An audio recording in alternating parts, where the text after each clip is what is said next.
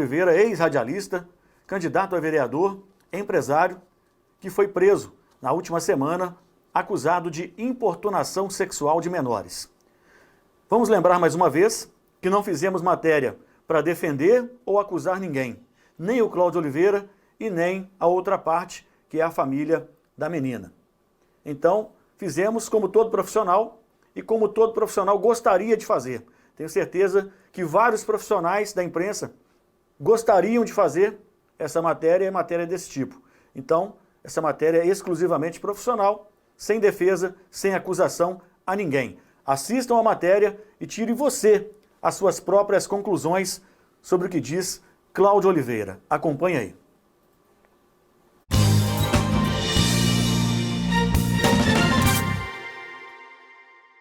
Amigos do jornal Bah em Foco, na última semana as redes sociais foram tomadas por uma notícia que abalou toda a nossa cidade.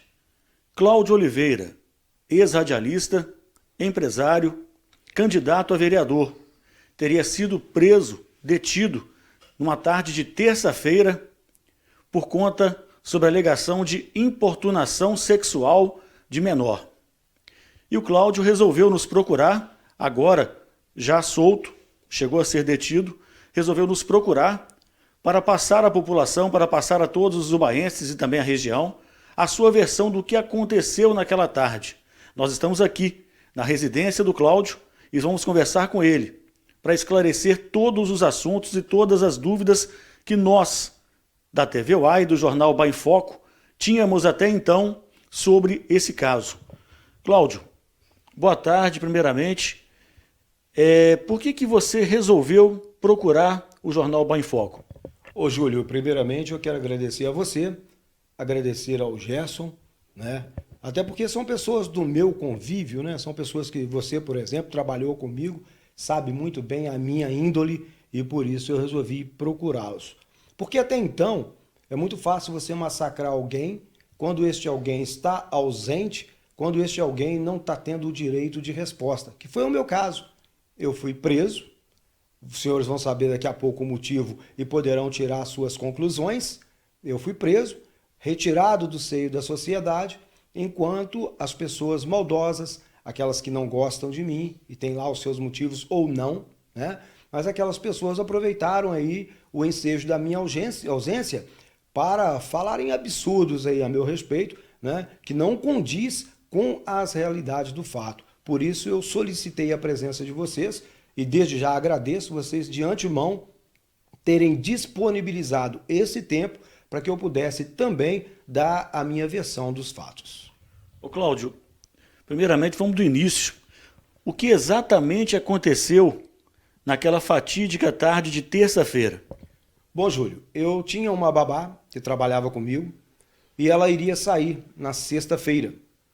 Eu, coincidentemente, eu prefiro acreditar em coincidência, fui procurado por uma mãe de uma adolescente de 15 anos, uma criança, digamos, não é nem um adolescente, é uma criança raquítica, magrinha, né? Fui procurado por essa mãe, perguntando se eu não saberia um lugar que tivesse um trabalho de babá para a filha dela.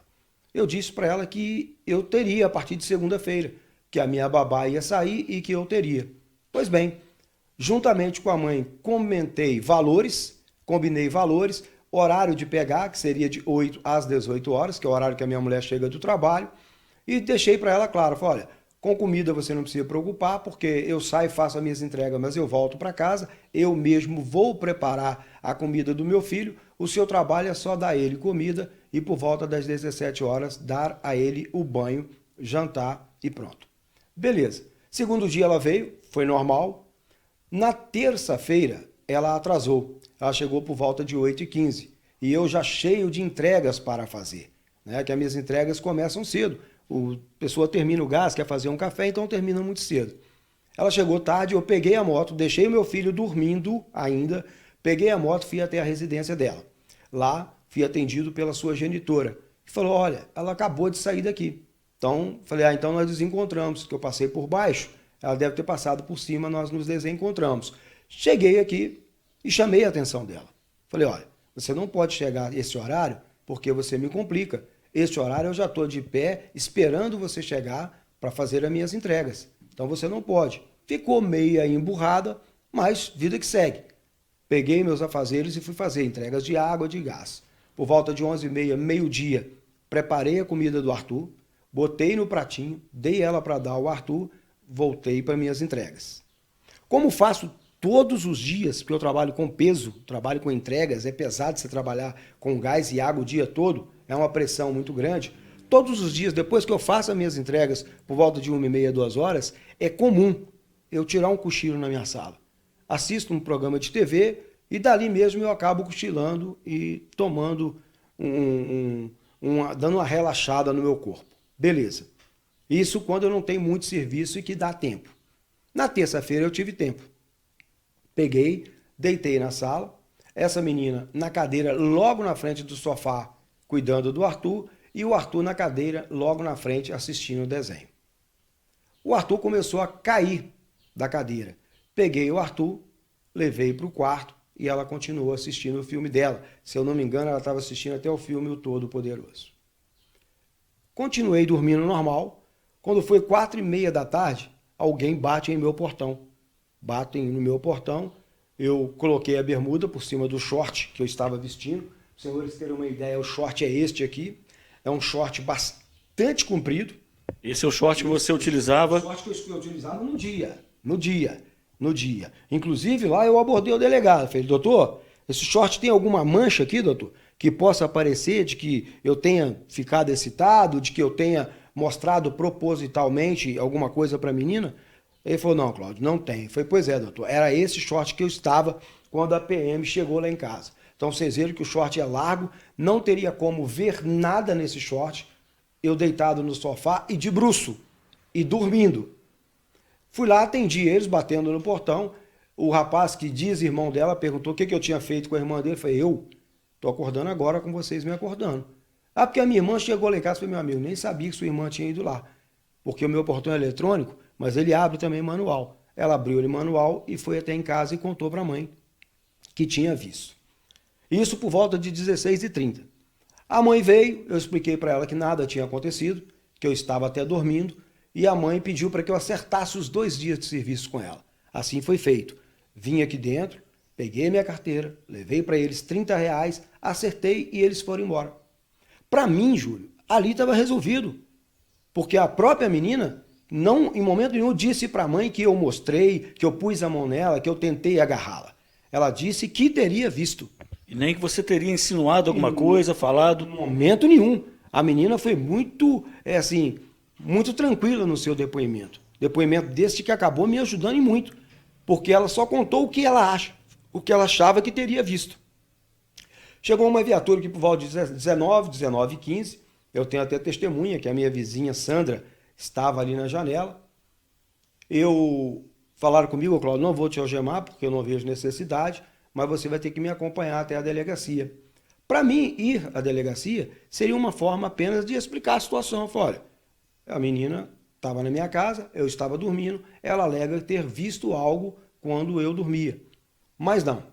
Cheguei lá, fui deixado pela PM, o delegado de plantão assumiu o caso e ele acabou por ratificar o flagrante. Ele ratificou o flagrante. Baseado somente no que a menina disse. Somente no depoimento de uma criança de 15 anos, um depoimento que a criança já tinha caído em contradição, porque no boletim de ocorrência, na entrevista dela com os PMs, ela fala que acredita ter visto, olha só, hein, a gravidade da situação. Ela fala que acredita ter visto para os policiais militares. Para o delegado, ela afirma ter visto as minhas partes íntimas. Entendeu? Meus advogados ainda tentou argumentar com o doutor. Falou, doutor, aonde o senhor está vendo crime para indiciar o meu cliente? Onde o senhor está vendo crime para ratificar o flagrante do meu cliente? A menina é clara nos 2 depoimentos que o meu cliente não pôs nela a mão, que o meu cliente não tirou para fora os seus órgãos e mostrou para ela, que o meu cliente estava dormindo e que ela havia avistado. Aonde o senhor está vendo crime para isso? Pois bem, fui, dei meu depoimento e também o questionei. Falei, doutor, crime? Pelo que eu sei, crime tem que ter uma provas. Ela tinha que ter apresentado uma foto, ela tinha que ter apresentado uma imagem, ou vai ficar a fala de uma garotinha de 15 anos contra um pai de família sem antecedentes criminais, um cara respeitado na sociedade, um cara benquisto, um cara que durante 22 anos militou na área policial combatendo esse tipo de crime. Senhores sabem disso.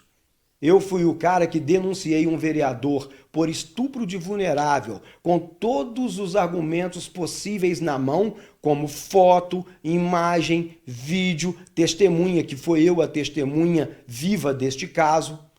Isso sim, doutor, é um crime de estupro de vulnerável. Eu apresentei provas, eu fui testemunha ocular do fato, porque eu presenciei. Agora, no caso do senhor, eu não estou entendendo que embasamento o senhor está usando para fazer a ratificação do flagrante. Ele falou, mas a lei mudou muito, eu vou fazer aqui e depois o juiz desembola lá.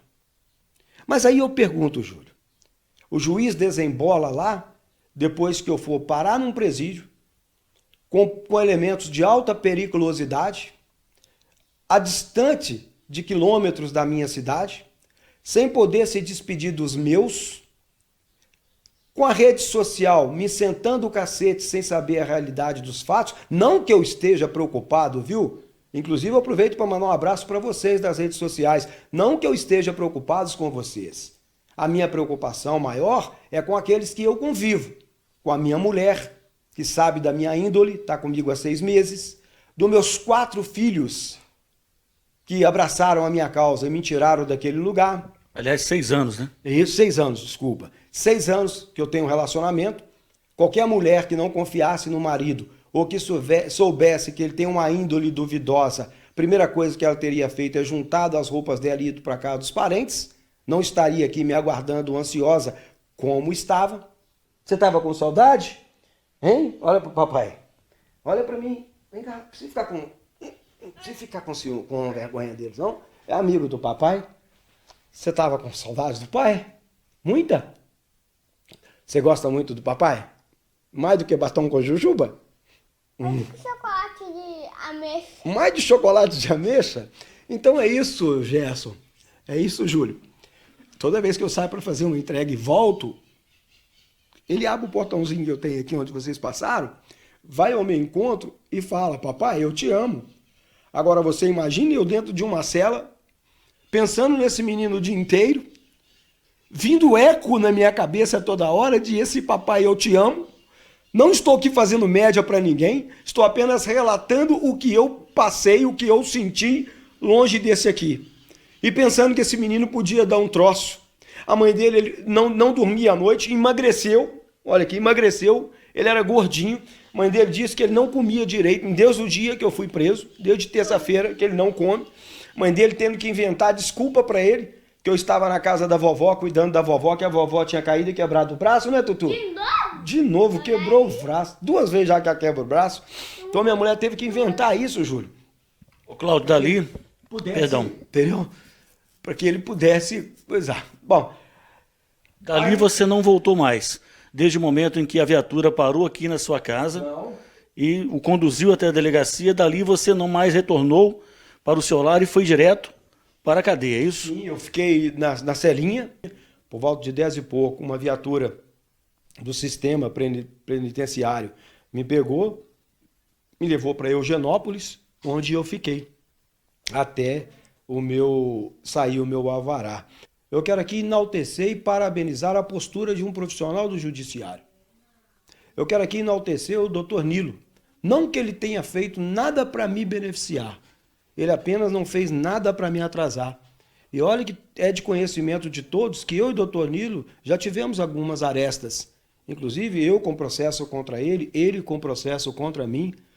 Doutor, o senhor foi de um profissionalismo que muito me admira. Porque quando aconteceu o flagrante e os meus advogados falaram assim, agora nós vamos ter que ver com o doutor Nilo amanhã, eu confesso ao senhor que eu achei que o senhor iria fazer de tudo para atrasar a minha vida devido às nossas arestas. Mas o senhor mais uma vez demonstrou ser um grande homem e principalmente ser um grande profissional. porque meus advogados falaram que o senhor não arredou o pé do processo até chegar à conclusão de liberar o meu alvará, após, é claro, analisar os fatos, analisar os depoimentos e chegar à conclusão que ali realmente não havia crime para que eu pudesse ser trazido para um presídio. Então, doutor, o senhor ganha aí ainda mais o meu respeito devido à forma com que o senhor conduziu.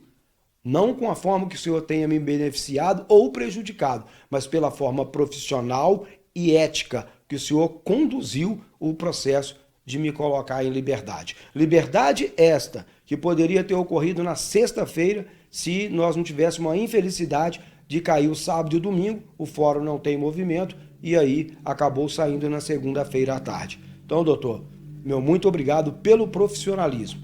E se antes do senhor agir, eu pensei o contrário, eu pensei que o senhor poderia usar isso para me prejudicar, o senhor mais uma vez me surpreende com o seu profissionalismo. Muito obrigado. Cláudio, eu tenho aqui algumas perguntas para fazer para você. Sim. Perguntas que não só nós da imprensa gostaríamos de esclarecer, mas também quem está nos assistindo agora gostaria de ouvir, gostaria de ter certeza daquilo que nós vamos perguntar aqui agora. Primeiramente, eu gostaria de perguntar a você, em algum momento, nesses 2 dias em que essa garota trabalhou aqui na sua residência, você chegou em algum momento, algum instante, olhar para essa garota com alguns outros olhos, com outros olhos, na verdade, olhar essa garota como uma mulher em algum momento? Júlio, não. Gerson, não. Telespectadores, não. Até porque em nenhum momento, como eu disse, ela passa essa imagem de mulher. Ela sempre passa uma imagem de criança, porque é o que ela exatamente é. Ô Cláudio, outro detalhe é o seguinte, você foi detido, foi levado para um presídio em outra cidade. Como é que foi o tratamento? Muita gente comentou nas redes sociais que poderiam ter espancado você, que acha que bateram em você, que fizeram várias coisas com você. Aquilo de sempre que a gente conhece num caso como esse. Aquelas histórias que sempre falam o que acontece. Aconteceu alguma coisa com você, como disseram nas redes sociais? Não. Eu quero aqui também fazer jus a um agradecimento ao senhor Pascoal. Ele que é o diretor do presídio lá em Eugenópolis. Assim que ele tomou conhecimento do meu caso, ele pediu que de imediato eu fosse levado para uma cela de segurança, onde lá só encontram presos que também tenham cometido crimes como eu estava sendo acusado, ou crimes piores, como foi o caso aí do cara que matou a mãe a machadinho, estava na mesma sala que eu. Por quê? Para preservar a segurança dele. Uma vez, se ele tivesse ido para uma cela normal, uma cela normal, ele poderia não sair dali vivo. E é o mesmo caso de quem entra ali com a pincha aí, né, com essa sequela, com esse emblema aí de ter abusado de uma criança. Então eu fui levado para uma cela de seguro, onde fui respeitado não só pelos agentes, mas também pelos detentos que ali se encontravam. Em algum momento você disse aqui que foi surpreendido, que dormia até então, e que depois que resolveu com a situação com a família, pagou o que devia, né, em valores, a menina pelo trabalho que ela exerceu aqui durante os dias que ela aqui esteve exercendo, né, o seu trabalho pelo qual foi contratado, mas em algum momento, pela sua surpresa logo depois, você disse aqui para mim, agora há pouco, que estava tranquilo, que até então achou que estava resolvido. Sim. E que não pensava em mais nada. Durante todo esse tempo, inclusive no tempo que você passou lá na cadeia, chegou a passar pela sua cabeça, em algum momento, que esse caso pudesse ter sido alguma armação em questão política por conta da sua candidatura? Ô Júlio, eu não posso afirmar, senhores, eu não posso afirmar, mas me parece ter também conotação política.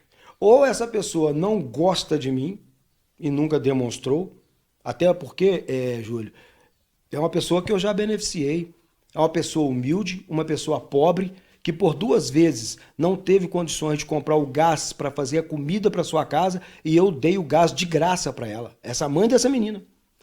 Por isso que eu falo, que as pessoas às vezes falam, quem ajuda só leva. Você já conhecia a família? Já conhecia, compravam gás de mim e como eu disse, por 2 oportunidades, talvez você lembre, querida, Por 2 oportunidades, eu dei gás para eles porque eles não tinham como fazer comida, não tinham como almoçar, não tinham como se alimentar, porque não tinham dinheiro para comprar o gás. E eu servi gratuitamente o gás. Voltando à sua pergunta, tá tudo muito estranho, Júlio, porque na mesma terça-feira que o Wesley Heleno foi cassado, que são os 2 grandes nomes fortes do partido, mas eu e o Wesley hoje, a gente vem se destacando pau a pau.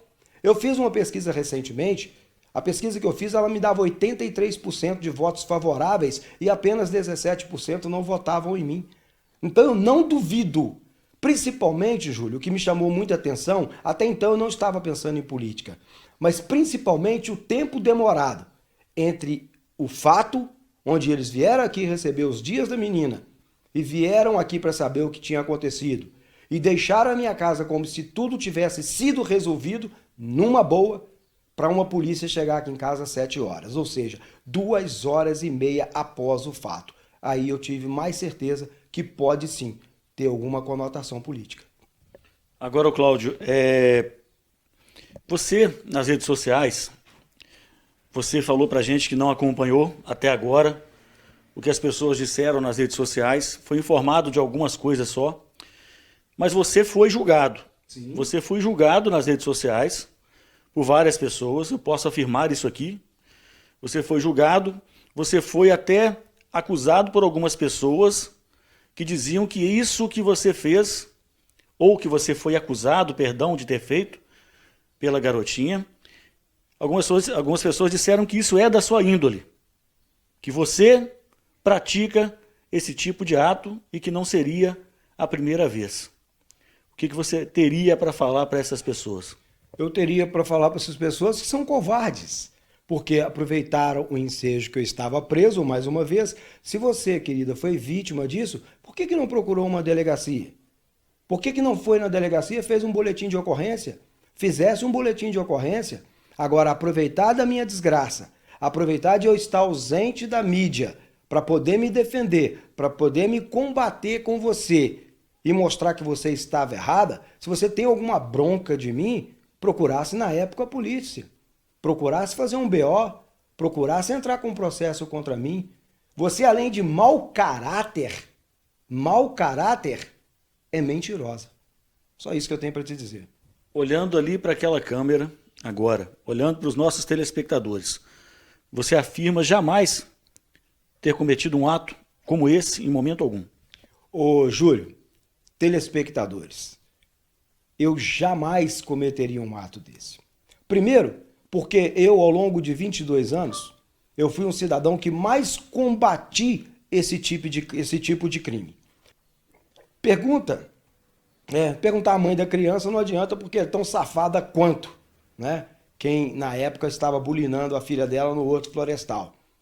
Então vocês acham mesmo, você eleitor, vou falar com você, telespectador, você acha que eu, bem nas pesquisas como eu estava, vocês acham que eu com 22 anos de rádio pregando não à violência contra crianças, idosos, né, e adolescentes, e contra as mulheres, os senhores acham mesmo que eu cometeria tal lapso, estando bem e contando os dias para uma eleição que pesava a meu favor?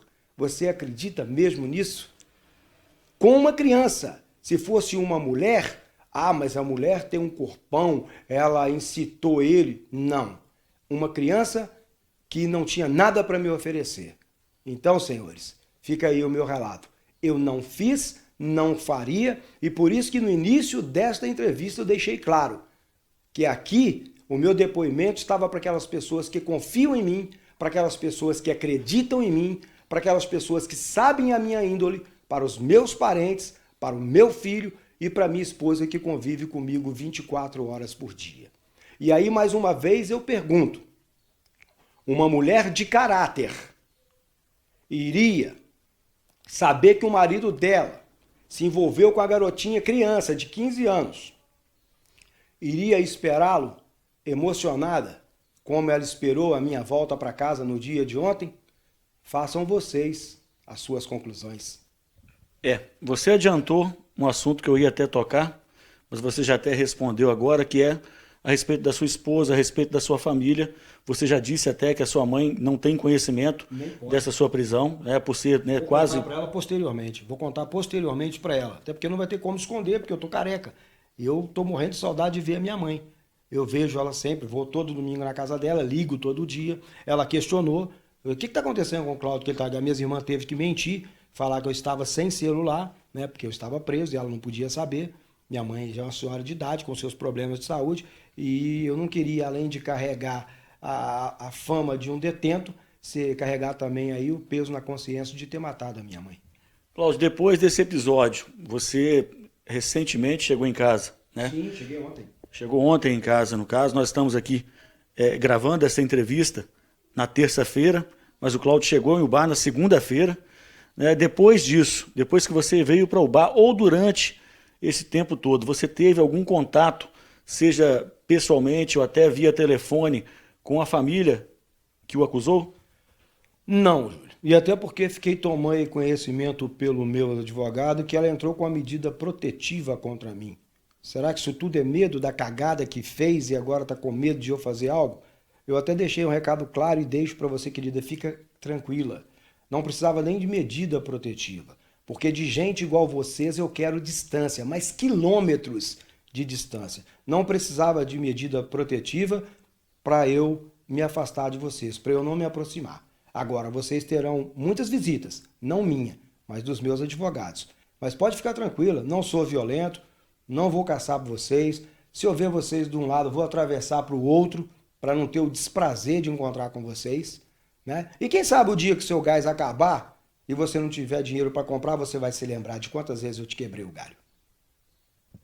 O Cláudio, como é que fica a sua vida daqui para frente? Como é que você acha que fica a sua vida daqui para frente, já que um caso como esse, mesmo que a pessoa seja inocentada, o que não é o caso ainda, você ainda vai ser julgado, né? Ainda não é, você teve uma liberdade provisória, vai ser julgado em liberdade. Mas então não podemos dizer que você é inocente ou que você é culpado. Quem vai saber disso e quem vai decidir é a justiça. Mas mesmo que você venha a ser julgado como inocente, ficam sempre arestas, ficam sempre pontas, ficam sempre, vamos dizer assim, sequelas de casos como esse na vida da pessoa. Como você vê a sua vida daqui para frente na sociedade? As sequelas, ô Júnior, ela aconteceu a partir do momento que eu fui preso, que eu fui acusado, que eu tive o auto de prisão em flagrante assinado, onde eu fui parar no presídio. Ali a minha imagem ficou toda ela distorcida. Aquela imagem que eu demorei 52 anos para criar, né, e que os 22 anos de rádio me ajudou e muito, porque eu tenho muitas pessoas que não gostam de mim. Não gosta de mim porque é parente de bandido, não gosta de mim porque eu comprei briga dos outros, não gosta de mim porque fez lenha e eu comprei briga do menos favorecido. Então essas pessoas que não gostam de mim, elas vão continuar não gostando. A minha preocupação agora é o seguinte: eu tenho uma mini empresa de água e gás. Como é que as pessoas vão me receber agora em sua casa? Como é que eu vou vender o meu gás? Como é que eu vou vender a minha água até que se prove o contrário? Claro que as pessoas, hoje mesmo, já recebi um monte de pessoas me ligando querendo água e gás. Pessoas que sabem da minha índole, que sabem do problema e já falou: ô Claudinho, pelo amor de Deus, cara, você tá doido? Mudou nada não, você é meu fornecedor e acabou. Eu confio em você, eu acredito em você. Então, tem muito isso também. Se tem muita gente lá, covarde, com a língua cheia de veneno, tentando arranhar, detonar tudo que eu conquistei ao longo dos anos, também tem as pessoas boas que já me procuraram. Eu não paro de receber visitas desde ontem. Visita das meninas do motoboy. Minha família em todo, em peso, ontem à noite mesmo vieram aqui. Alguns até revoltados com a situação. Eu tive que segurar muito as ondas, tá? Para morrer aqui, para deixar que a justiça haja. Entendeu? Porque me conhecem, Júlio. Porque me conhecem. Se eu fosse realmente um cara pilantra, abriam mão. Se eu fosse um cara pilantra, meu filho não iria correr atrás de 3.600 sem ter para ir lá e pagar a fiança e tirar o pai dele. A minha mulher não estaria aqui, dentro de casa, me esperando. Poderia estar na casa de um parente, com medo de alguém fazer algo, ou até mesmo com a certeza de que eu teria feito algo com essa criança. Como eu disse, Deus me deu tanta serenidade que eu achei que eu desesperaria. Mas Deus me deu tanta serenidade que durante todos esses dias eu passei dentro de uma cela, fechado, sem ter o conforto que eu tenho, mas firme, sem dar uma lágrima. Para não falar que eu não chorei, chorei por causa do Arthur, de lembrar os eu te amo que ele dizia todo dia. Aí teve um dia que eu não aguentei e chorei no meu cantinho lá.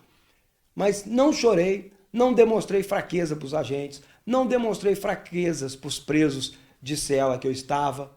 Mantive a pose de quem tinha convicção, certeza e consciência tranquila de que eu, entendeu? De que eu sairia dessa e que eu não tinha feito nada, Júlio. Bom, vamos finalizar o nosso papo, mas por enquanto está nas mãos da Justiça. Sim. Já tem uma data definida para o julgamento ou ainda é muito cedo? Eu acredito que ainda seja muito cedo, né? Porque tudo que o doutor Nilo foi em caráter de urgência. Ele tinha que colocar um cidadão de bem na rua e ele agiu nos preceitos legais que a lei lhe oferece, né? Ele agiu dentro da lei, não fez nada burlando a lei, mas dentro dos preceitos legais, ele não teve outra alternativa a me colocar na rua. Deveria ter sido sexta, mas não deu, deu ontem. Foi bom que eu ganhei mais 2 dias para refletir. E quer saber? Você que está aí. Se você achou que eu saí de lá fraco, oprimido, cabisbaixo, não, você está enganado. Eu saí mais forte ainda para buscar aquilo que eu acho que é meu por direito, para buscar justiça, para fazer quem me ferrou pagar, sem violência, mas nas esferas judiciais. Não foram as esferas judiciais que me colocaram atrás das grades? São essas mesmas esferas judiciais que eu procurarei para sanar todas essas dívidas que os senhores passaram a ter comigo a partir da última terça-feira. Ô Cláudio, agora fica algum medo de que a Justiça possa interpretar que você tenha cometido algum crime, baseado até na ratificação do flagrante, e que possa condená-lo? Não. Não fica nenhum medo. Engraçado, né? Não fica nenhum medo, porque tanto meus advogados quanto o juiz que analisou, ele não viu crime. Não tem crime, Júlio. Não tem crime. Eu não pus a mão na menina. Eu não peguei nada e mostrei para a menina. Ela alega com a sua própria boca, em seu próprio depoimento, que ela, ao passar pela sala, visualizou. Onde tem crime? Onde tem crime? Ô Cláudio, para fechar aqui, quais são as principais lições que ficam, já que a minha opinião, é que tudo na nossa vida, independente se bom ou ruim, mesmo as coisas muito ruins nas nossas vidas, ficam de bom, pelo menos as lições. Sim. E quais as principais lições que você vai levar para sua vida nesse caso aí? Muitas. A primeira dela, e a minha mãe já tinha dito isso para mim, não confiar em qualquer um dentro da sua casa. Porque por mais que eu tenha tido contato com essa família, de entregar gás, de levar gás, de ter emprestado gás, eu não era da minha convivência para saber até onde eu poderia ou não confiar. Essa é a primeira lição. Segunda lição, ser mais humilde. Não se achar o tal. Saber que você tem uma mulher que você deve dar a ela mais atenção, mais amor e carinho. Porque às vezes, no momento de angústia, de raiva, às vezes eu sou grosso com a minha mulher, às vezes eu sou. Respondo rispidamente. Não grito, mas respondo ríspida. Lá eu aprendi que com pessoas que eu nunca vi, eu tive que dizer sim senhor, não senhor, sim senhor, não senhor, o tempo todo de cabeça baixa. Não permitia sequer olhar nos olhos dele. A todo instante eu tinha que me dirigir aos agentes, ao comando do presídio, sempre com sim senhor, não senhor. Aprendi a ter hierarquia, horário de banho. Aprendi a ter hierarquia, horário de comer. De não reclamar da comida. De tomar um banho por dia na hora certa e na água gelada. Aprendi a dividir um vaso com 7 ou 8 homens, de repente com todos eles tendo a necessidade de usá-los ao mesmo tempo. Aprendi, coisa que eu não faço na minha casa, que cada um deve, cada dia da semana, limpar a cela. Então são muitas coisas, Júlio. São muitas coisas, foram muito aprendizado. Eu saio de lá fortalecido em todos os quesitos, principalmente de ser mais humano. Depois de ser mais bacana com a minha família. Depois com a certeza que se eu digo sim senhor e não senhor para um desconhecido, eu posso muito bem tratar com mais respeito e carinho meu filho e a minha mulher, mesmo que eu esteja naquele momento alterado. Eu aprendi muito, cara. Cláudio, então tá dada a sua versão. A gente, claro, deixa aqui à disposição da família também, né, da família que o acusou. Se quiser nos procurar também, o espaço está aberto para que eles possam dar a sua versão do fato, já que o Cláudio o citou aqui também, nessa entrevista. E eu deixo à vontade, Cláudio, para você, com as suas considerações finais. As minhas considerações finais, ô Gerson, são essas aí. Eu vou tocar a minha vida. Tô bem, viu, gente? Tô super bem. Dá para perceber aqui, só tô com o cabelo cortado, né? Um corte que eu inventei aí de última hora. Tô com o cabelo cortado, mas é um cara tranquilo, um cara sábio, um cara que soube conviver com a situação, um cara que não se desesperou, um cara que aceitou de boa o castigo lhe imposto e que sai fortalecido. Eu jurei para mim mesmo e tentei por inúmeras vezes não cometer um lapso, porque o orgulho da minha mãe, ela falava sempre: meus filhos nunca foram presos. Que pena, né, minha mãe? Eu quebrei isso aí. Não por mim, mas por pessoas covardes, por pessoas inescrupulosas, por pessoas sem peito para assumir o seu papel. Eu acabei quebrando isso aí. Hoje a senhora tem 5 filhos que não deu esse desaboro à senhora. E tem eu que infelizmente dei. Lhe peço perdão, minha mãe. Mesmo não tendo culpa alguma, lhe peço perdão por ter sido eu a quebrar esse orgulho que a senhora tinha dos seus filhos criados sem pai, mas criado com muita sabedoria pela senhora. Aos meus irmãos que se reuniram todos ali firme comigo, toda hora querendo saber, dando suporte para minha mulher, suporte em dinheiro, suporte em comida, suporte em coisas que o Arthur precisa e necessita no dia a dia, entendeu? Todo mundo aqui presente, entendeu? Meus irmãos, meus filhos, minhas sobrinhas, mostrando que aqui sim é família. Obrigado. Vocês me ajudaram muito a sair forte dali. Tanto que se alguém esperou eu sair cabisbaixo de lá, saiba que eu tô forte que nem um touro. E eu vou, sim, seguir a minha vida. Tanto no gás, tanto na política, tanto na minha vida pessoal. Com a graça de Deus e com o apoio dos meus. Gerson, muito obrigado, tá, cara? Assim que eu te liguei, você se disponibilizou. Muito obrigado a você. Júlio, você, cara, tem se saído muito bem à frente deste programa, sempre com perguntas sensatas, perguntas coesas, tá? Perguntas sem querer prejudicar o entrevistado, não só aqui agora, mas todas as oportunidades que eu tive de ser entrevistado por você foi dessa forma. Então, cara, parabéns, e eu tenho certeza que essa dupla aí levará esse programa aí por muitos e muitos anos, com a tendência de apenas aumento de credibilidade e de audiência. Muito obrigado, cara, por me permitir. Agora sim, gente, fique à vontade para me questionar, para me criticar. Pelo menos agora vocês têm também a minha versão, porque o que vocês fizeram antes da minha versão foi apenas covardia. Muito bem, direto aqui da residência do Cláudio Oliveira, Júlio César, para o jornal UBA em Foco.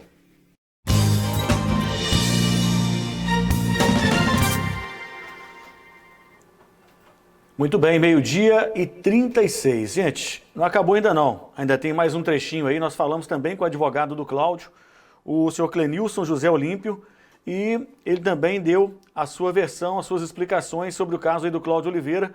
Você que acabou de assistir essa entrevista, eu repito, nós somos procurados pelo Cláudio, nós não o procuramos, nós somos procurados pelo Cláudio para que ele pudesse dar essa entrevista e fazer os seus esclarecimentos. Deixamos também aqui em aberto o espaço para a família da garota, a família que o acusou. Se também quiser dar a sua versão, nos procure. Nosso telefone é o 32 999 70 1001. 32 999 70 1001. As pessoas que o Cláudio citou também nessa entrevista, se sentiram ofendidas, se sentiram no direito de dar alguma resposta, também fiquem à vontade. O nosso programa é democrático.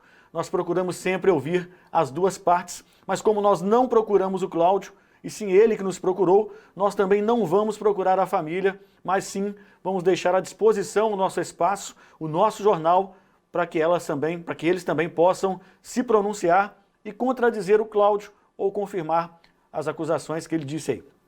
Vamos acompanhar agora o que falou o advogado.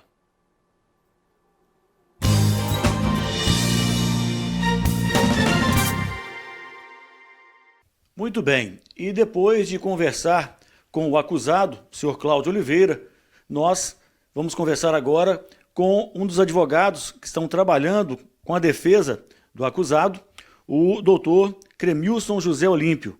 Doutor, primeiramente, muito obrigado por nos atender. Na visão da defesa, vendo depoimentos, vendo os documentos desse caso, a defesa entende que houve algum crime? Eu que agradeço a oportunidade de estar esclarecendo melhor os fatos, né, em virtude de muitas falas odiosas, de pessoas oportunistas querendo tirar proveito político de um sofrimento. Só quem estava presente lá na delegacia pôde perceber o sofrimento do Cláudio, dos familiares do Cláudio. O Cláudio é inocente quanto aos fatos. Sequer houve um fato definido como crime, não houve crime. No depoimento, a pessoa que o está acusando disse exatamente o quê? Primeiro, ela apresentou uma versão para os policiais militares. A versão apresentada para os policiais militares era uma versão que não se enquadrava em nenhum tipo penal. Posteriormente, no desenrolar da atividade policial, ela alterou a versão inicialmente apresentada e fez suposições acerca da conduta do Cláudio. Mesmo as suposições levantadas pela vítima não se enquadram em nenhum tipo penal. Bom, Cláudio foi acusado por um crime, né, que o senhor da defesa está dizendo que não aconteceu, que a justiça entendeu, né, por enquanto, que também não há razões para que ele continue preso, né? E Cláudio foi julgado nas redes sociais. Nós vimos aí várias postagens, nós temos aí várias postagens de usuários nas redes sociais, Facebook, enfim, e grupos de WhatsApp também, inclusive com fotos do Cláudio dentro da penitenciária, que são fotos de arquivo do Estado, são fotos que não são fotos públicas, né, que estão sendo disseminadas, estão sendo espalhadas nas redes sociais. Qual é a conduta da defesa nesse caso e o que pode acontecer com essas pessoas que estão divulgando estas fotos? Boa pergunta. Em relação à foto que está circulando em redes sociais, quem postou essa foto foi alguém de dentro do sistema penitenciário, servidor do Estado. Com certeza, o Cláudio estará entrando com a ação cabível e quem fez esse ato de crueldade, de total desrespeito e abuso contra o princípio da dignidade da pessoa humana, será responsabilizado de forma subsidiária. As pessoas que compartilham também, elas podem ser penalizadas? Sim, corre o risco, sim, de ser penalizadas. Infelizmente, é muito difícil identificar todos, mas aqueles que forem identificados responderão pelo ato. Doutor, então, daqui para frente, como que fica a situação do seu cliente? A situação do Cláudio não é a situação confortável, porque ninguém que foi preso, passou pelo sistema prisional, tem a situação confortável. Mas eu tenho a minha consciência tranquila de que o Cláudio é inocente e caso venha a ser denunciado, restará provada a inocência do Cláudio no final do processo. Muito bem. Mais alguma informação, doutor, que seja importante para que nós possamos passar aos nossos telespectadores? Sim, eu só digo às pessoas que ficam compartilhando e fazendo juízo de culpabilidade do Cláudio, que parem um pouco para pensar. Porque se as pessoas soubessem o quanto é fácil ser preso nesse país, certamente não faria isso não só com o Cláudio, como com ninguém. Muito bem, doutor. Muito obrigado pelo seu tempo disponibilizado, pelas explicações. E vamos aguardar agora o desenrolar da justiça, que vai entender se o Cláudio realmente será absolvido, se o Cláudio não é culpado e, consequentemente, vai tomar as devidas decisões. Para o Jornal Bem Foco, Júlio César.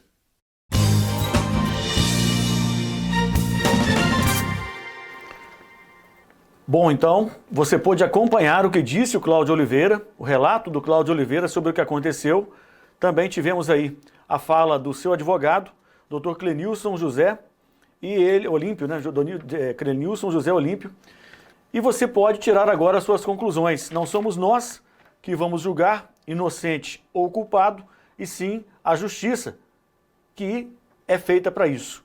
A justiça vai dizer se Cláudio Oliveira é culpado ou se Cláudio Oliveira é inocente. Mas você pode, claro, tirar as suas próprias conclusões.